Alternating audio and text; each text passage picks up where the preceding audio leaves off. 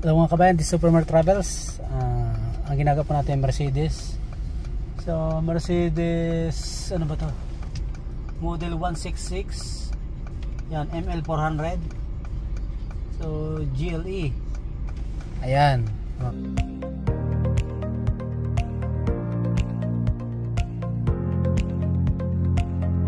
So mag-ano muna kayo kabayan?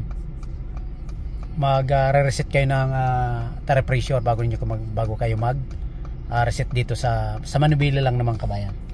So na ano naman natin kabayan na ayos na. So ipapakita ko lang sa inyo kung saan kayo pupunta. Okay, bago diyan mga kabayan natin simulan ay kung hindi ka pa nakaka-subscribe kabayan, paki-subscribe, paki-hit yung notification bell.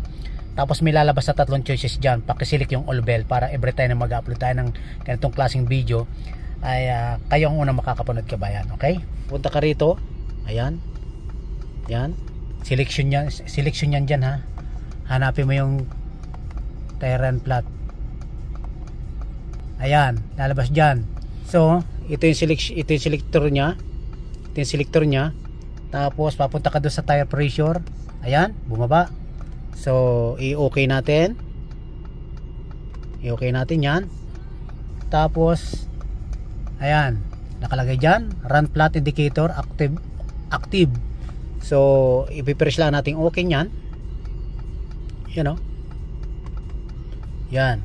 So tire pressure now okay, cancel yes. So siyempre ibababa natin yan mga kabayan, yan, i-yes natin yan, ayan, diba? O itatas natin sa cancel, sisilik natin yes, ayan, tapos i-okay lang natin kabayan yan,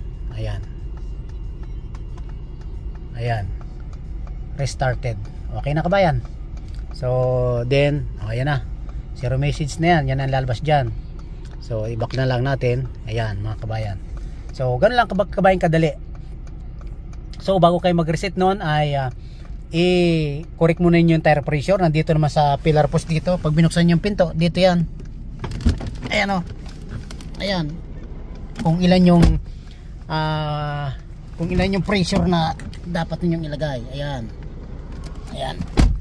So ayun yung mga kabayan ang pag-reset ng tire pressure run flat ng Mercedes. Ano to, Mercedes, ito yan o, nasa scanner, ayan. So kabayan, so hindi nakukuha sa scanner kabayan yan. So hinanap ko sa scanner, wala, dito lang talaga. So dito lang, ulitin natin, ito lang, pindutin nyo lang yan, hanapin lang nyo yung tire pressure, ayan o, tire pressure. Tapos okay lang natin yan, yan o, ilalabas nyan o, hanapin lang nyo yan, tire pressure na yan. Tapos pumunta ka sa tire pressure, ayan o, ayan, select lang,